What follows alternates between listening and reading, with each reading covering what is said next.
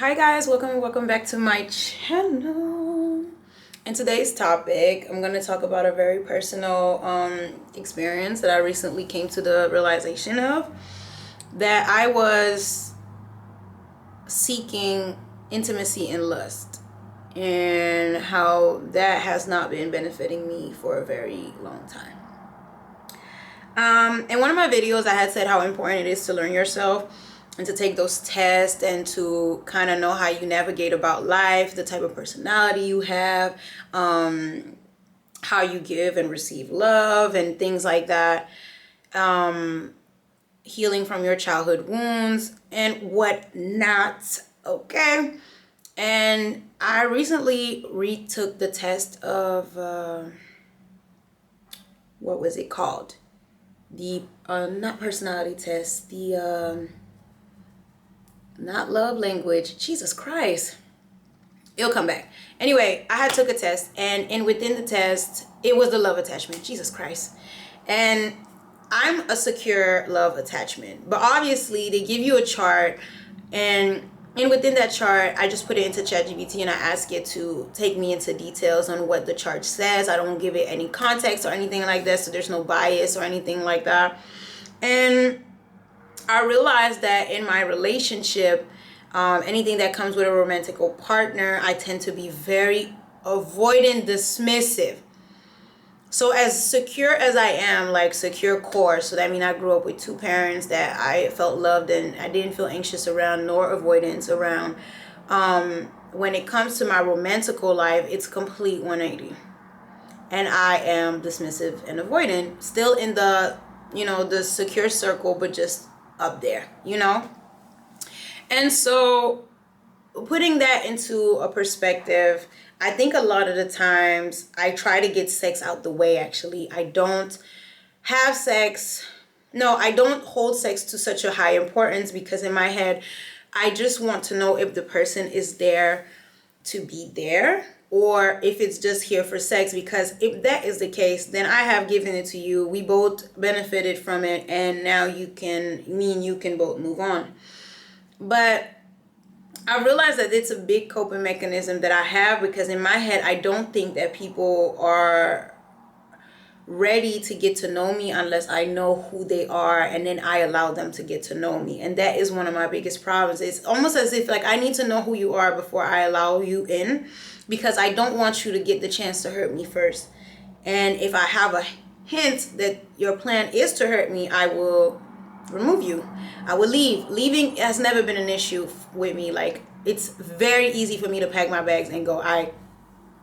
It doesn't take much for me, honestly. But I realize how toxic this can be.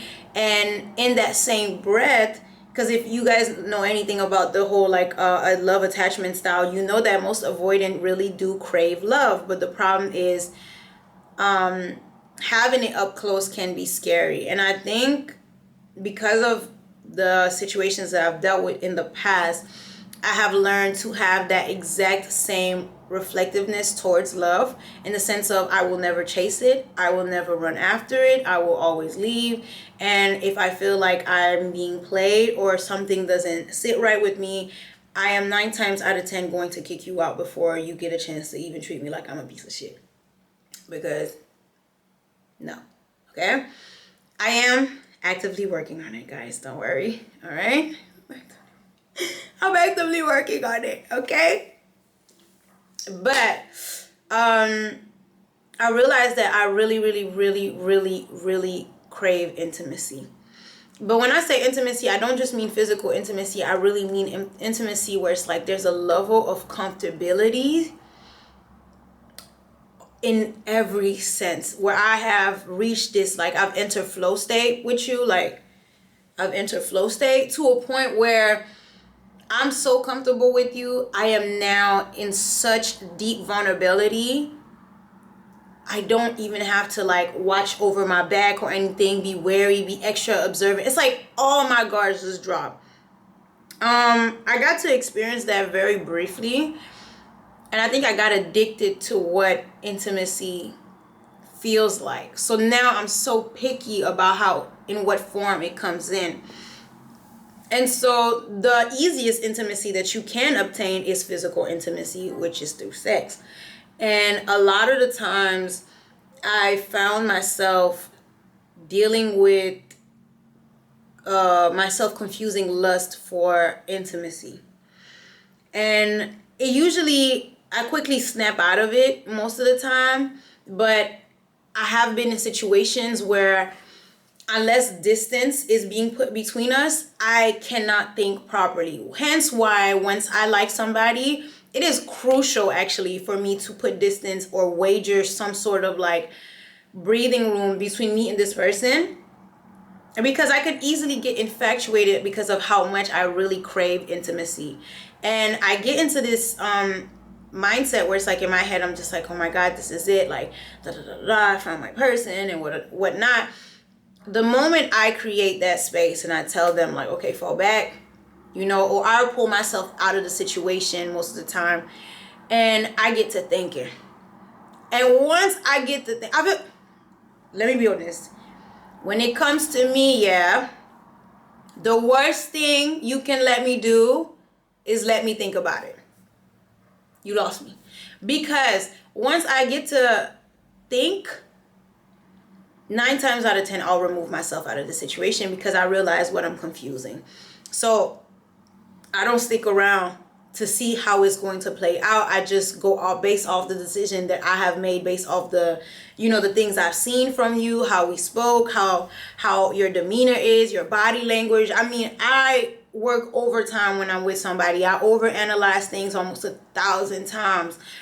And it's a very weird coping mechanism that I've created for myself, because when I look back and I tell myself like, is it a reason as to why I have this sense to be always so stern, always so like on that, it doesn't come from my parents, nor does it come from my brothers or anything like that. I think it really just comes from you know, having, you know, I'm 25, so my frontal lobe has developed. I probably said this in almost like 5 videos, but in my early 20s, because I was a very late bloomer. I got into my first relationship when I was 20, and then I lost my virginity at 21. So I haven't been in the game for that long, but the little that I have been in the game, I have been crucially disappointed. I've been very much disappointed. Disappointed to the point where I have felt like it is so important for me to just